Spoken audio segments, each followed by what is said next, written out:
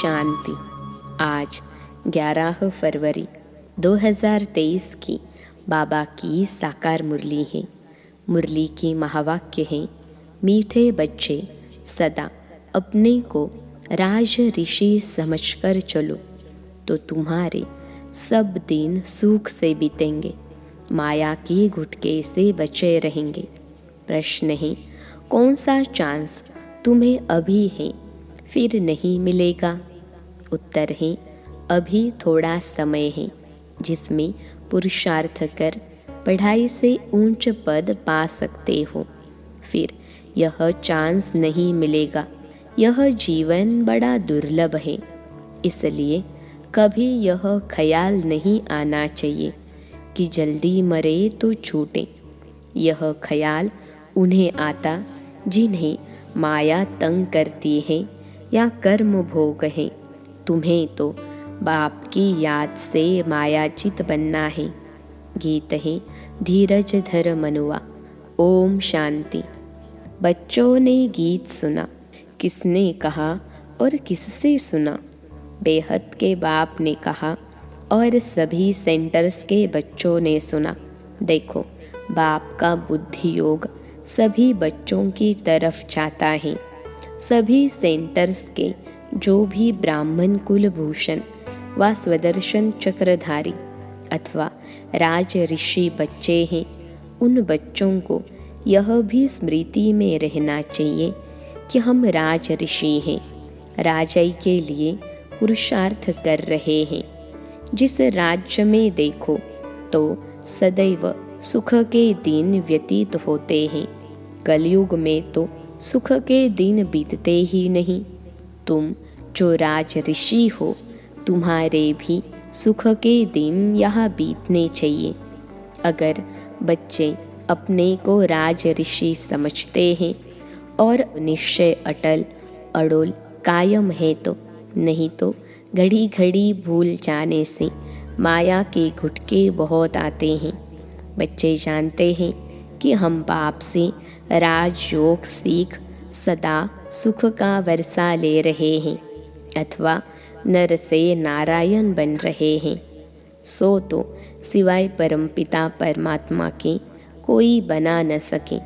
परमपिता परमात्मा जब कहा जाता है तो किसी साकार व आकार की तरफ बुद्धि नहीं जाती। निराकार बाप को ही याद करते हैं। बाप धीरज देते हैं। बच्चे बाकी थोड़े रोज हैं। यह कलयुग नर्क बदल स्वर्ग होगा। हेवन की स्थापना, हेल का विनाश तो गाया हुआ है। भगवान स्वयं बैठ राजयोग सिखाते हैं। कोई भी मनुष्य चाहे हेल का चाहे हेवन का हो, राजयोग सीखला न सके। बच्चे जानते हैं हम ब्रह्मा मुख वंशावली ब्राह्मण कुलभूषण हैं, स्वदर्शन चक्रधारी हैं। हम आत्माओं को सृष्टि चक्र की नॉलेज है। देवताएं यह नहीं जानते। स्वदर्शन चक्र श्री कृष्ण को व विष्णु को क्यों दिया है?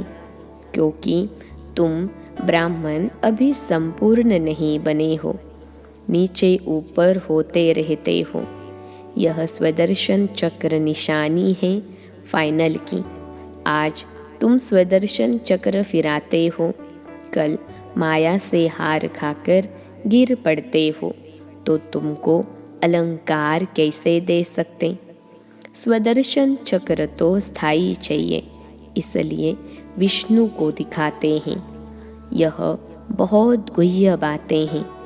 जहाँ भी विष्णु का मंदिर हो व कोई भी स्वदर्शन चक्रधारी का मंदिर हो, वहाँ जाकर तुम समझा सकते हो। श्री कृष्ण को भी स्वदर्शन चक्र देते हैं। राधे कृष्ण युगल के चित्र में स्वदर्शन चक्र नहीं देते हैं। स्वदर्शन चक्रधारी तो तुम ब्राह्मण कुलभूषण हो, जिनको परमपिता परमात्मा स्वदर्शन चक्रधारी अथवा त्रिकालदर्शी बनाते हैं। वही जब देवता बनते हैं तो उन्हों को त्रिनेत्री त्रिकालदर्शी त्रिलोकीनाथ नहीं कह सकते, क्योंकि अभी तो हम स्वर्ग की सीढ़ी ऊपर चढ़ते हैं। सतयुग से तो सीढ़ी नीचे उतरनी होती है। वहाँ यह ज्ञान होता नहीं। वहाँ यह मालूम होता तो तुम राजई कर न सको। यही चिंता लग जाए तो अब बाप बच्चों को धीरज देते हैं कि घबराओ मत, माया पर जीत पानी है। माया के तूफान आएंगे ज़रूर, विघ्न पड़ेंगे। इसका इलाज है योग में रहो। माया योग भी तोड़ेगी, परंतु पुरुषार्थ कर योग में रहना है।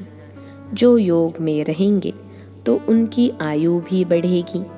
जितनी आयु बड़ी होगी उतना अंत तक बाप से योग लगाए वर्षा लेंगे। योग से तंदुरुस्ती को भी ठीक करना है। इसलिए बाप कहते हैं योगी भव, मेरे को निरंतर याद करो। जितना पुरुषार्थ करेंगे उतना स्वर्ग में प्रारब्ध पाएंगे। तो बाप कहते हैं बच्चे, योग में रहो तो तुम्हारे विकर्म विनाश होंगे। बाकी थोड़ा समय है।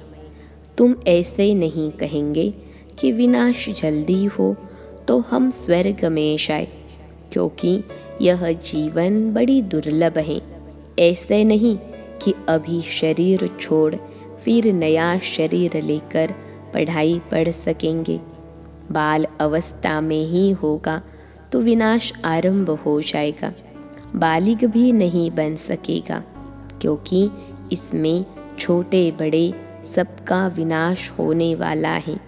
जल्दी मरे यह वही कहेंगे जिनको माया बहुत तंग करती है या कोई कर्म भोग है, उनसे छूटने चाहते हैं, परंतु यह चांस फिर नहीं मिलेगा। इसलिए पुरुषार्थ में जुट जाओ। बाकी तो जब समय आएगा तो न चाहते भी सबको जाना पड़ेगा, क्योंकि बाप सबको रूहानी यात्रा पर ले जाएगा। ऐसे नहीं सिर्फ 10-20 लाख को ले जाएगा। जैसे कुंभ के मेले पर 10-15 लाख जाते हैं। यह तो आत्मा परमात्मा का मेला है। बाप स्वयं पंडा बनकर लेने आए हैं। इनके पिछाड़ी तो अनगिनत आत्माएं जाएंगी, परंतु ऐसे भी नहीं सब जल्दी जाएंगे। प्रलय हो तो फिर यह भारत खंड ही न रहे, परंतु यह भारत अविनाशी खंड है। यहाँ बहुत रह जाते हैं। फिर सतयुग में एक ही सूर्यवंशी राजधानी स्थापन होगी। कलयुग विनाश हो, सतयुग स्थापन होने में बीच का थोड़ा सा यह टाइम मिलता है। इसमें थोड़े रह जाते हैं जो नए सिर अपनी राजधानी बनाते हैं। बाकी पुरुषार्थ का यही थोड़ा समय है। इसको कल्याणकारी युग कहा जाता है। दूसरे संगम को कल्याणकारी नहीं कहेंगे, क्योंकि नीचे उतरते जाते हैं। अब संपूर्ण सुख से संपूर्ण दुख में आ गए हैं। यह नॉलेज और किसकी बुद्धि में नहीं है। आगे हम भी कुछ नहीं जानते थे। अंधश्रद्धा से सबकी पूजा करते थे। अब तो हर प्रकार की श्रीमत मिलती है। धंधा भी वही करते हैं जो कोई बिरला व्यापारी करे। जैसे हुनर सीखना होता है, यह है मनुष्य को देवता बनाने का हुनर। इस पर ध्यान देना है। बाप रोज अमृत वेले आकर पढ़ाते हैं, तो उस समय बाप के सामने सब सेंटर्स के बच्चे हैं। बाप कहते हैं मैं तुम सभी बच्चों को याद करता हूँ। इसमें माया मुझे कोई विघ्न नहीं डालती है। तुम बच्चे मुझे घड़ी घड़ी भूल जाते हो। माया तुमको विघ्न डालती है। कोई कोई लिखते हैं बाबा हम बच्चों को न भुलाना, परंतु मैं तो कभी नहीं भूलता, मुझे तो सबको वापिस ले जाना है। मैं रोज याद प्यार देता हूँ, बच्चों को खजाना भेज देता हूँ, सबको ललकार करता रहता हूँ कि बाप की श्रीमत पर बेहद का वर्षा लेने का पुरुषार्थ करो। इसमें गफलत व बहाना मत करो। कहते हैं कर्म बंधन है, यह तो तुम्हारा है, बाप क्या करे। बाप कहते हैं योग में रहो तो कर्म बंधन कटता जाएगा, तुमसे विकर्म नहीं होंगे। आधा कल्प तुम विकर्मों से छूट जाएंगे। फिर ऊंच पद पाने के लिए सर्विस भी करनी है। मम्मा बाबा कैसे अच्छे रीति समझाते हैं। कोई कोई बच्चे भी अच्छी सर्विस करते हैं। तुमसे कोई पूछे तुम्हारी एम ऑब्जेक्ट क्या है, तो यह कार्ड हाथ में दे दो। उससे सब समझ जाएंगे कि यह किस धंधे में लगे हुए हैं। यह तो बड़े व्यापारी हैं, हर एक की रग देखनी है। सबसे अच्छा है चक्र पर समझाना। कैसा भी आदमी हो, चक्र को देख समझ जाएंगे कि बरोबर यह कलयुग है, अब सतयुग आने वाला है। क्रिश्चियन को भी समझा सकते हो, यह हेल है, अब हेविन स्थापन होने वाला है। वह तो ज़रूर हेविनली गॉड फादर ही करेगा, परंतु मनुष्यों की बुद्धि ऐसी हो गई है जो अपने को नरकवासी भी नहीं समझते हैं। कहते भी हैं फलाना स्वर्गवासी हुआ तो समझना चाहिए ज़रूर हम नरक में हैं, अभी कलयुग है, पुनर्जन्म भी ज़रूर कलयुग में ही लेंगे। स्वर्ग है कहाँ? बाबा तो कहते हैं शमशान में जाकर समझाओ, परंतु बच्चे झट थक जाते हैं। समझाना चाहिए अभी तो कलयुग है, अगर स्वर्ग में पुनर्जन्म लेने चाहते हो तो आकर समझो। हम भी पुरुषार्थ कर रहे हैं, जो फिर नरक रहेगा ही नहीं। स्वर्ग में चलना है, वहाँ विष नहीं मिलेगा, उसको यहाँ ही छोड़ना पड़ेगा। कैसे? यह बाबा युक्तियाँ बताते हैं। नेपाल में विजय अष्टमी के दिन छोटे बड़े सब शिकार करते हैं। तुमको भी सबको समझाना है। घर घर में शिव का और लक्ष्मी नारायण का चित्र ज़रूर रखना है। नौकरों को मिस्त्रियों को भी समझाना है कि मौत सामने खड़ा है। बाप को याद करो तो वर्षा मिल जाएगा। बाप सभी की मनोकामना स्वर्ग के लिए पूरी करते हैं। योग लगाने से बाप साक्षात्कार भी करा सकते हैं। बाप है ही कल्याणकारी, तो बच्चों को भी ऐसा कल्याणकारी बनना है। गरीब ही अपना कल्याण करते हैं, साहूकार मुश्किल ही करते हैं। सन्यासी भी जो नामी ग्रामी हैं वह अंत में आएंगे। अब बहुत करके गरीब साधारण ही ज्ञान लेते हैं। बाप भी साधारण तन में आता है, गरीब में नहीं। अगर यह भी गरीब होता तो कुछ कर नहीं सकता। गरीब इतनों की संभाल कैसे करते, तो युक्ति देखो कैसी रखी है। साधारण ही हो जो बलि भी चढ़े और इतने सबकी परवरिश भी होती रहे। इनके साथ साथ और भी बहुत बलि चढ़कर वारिस बन गए। अच्छा, मीठे मीठे सिखिलते बच्चों प्रति माता पिता बाप दादा का याद प्यार और गुड मॉर्निंग। रूहानी बाप की रूहानी बच्चों को नमस्ते। हम रूहानी बच्चों की सिखिलते रूहानी माता पिता बाप दादा को याद प्यार, गुड मॉर्निंग और नमस्ते बाबा नमस्ते। धारणा के लिए मुख्य सार। पहली पॉइंट है, बाप ने जो मनुष्य को देवता बनाने का हुनर सिखाया है उसमें ही लगना है। दूसरी पॉइंट है, श्रीमत पर चलने में गफलत व बहाना नहीं करना है। कर्म बंधनों से छूटने के लिए याद में रहना है। आज का वरदान है, श्रेष्ठ कर्मधारी बन, ऊंची तकदीर बनाने वाले पद्मा पदम भाग्यशाली भव। श्रेष्ठ कर्मधारी बन, ऊंची तकदीर बनाने वाले पद्मा पदम भाग्यशाली भव। विश्लेषण है, जिसके जितने श्रेष्ठ कर्म हैं उसकी तकदीर की लकीर उतनी लंबी और स्पष्ट है। तकदीर बनाने का साधन है ही श्रेष्ठ कर्म। तो श्रेष्ठ कर्मधारी बनो और पद्मा पदम भाग्यशाली की तकदीर प्राप्त करो। लेकिन श्रेष्ठ कर्म का आधार है श्रेष्ठ स्मृति। श्रेष्ठते श्रेष्ठ बाप की स्मृति में रहने से ही श्रेष्ठ कर्म होंगे। इसलिए जितना चाहो उतना लंबी भाग्य की लकीर खींच लो। इस एक जन्म में अनेक जन्मों की तकदीर बन सकती है। आज का स्लोगन है, अपने संतुष्टता की पर्सनालिटी द्वारा अनेकों को संतुष्ट करना ही संतुष्ट मनी बनना है।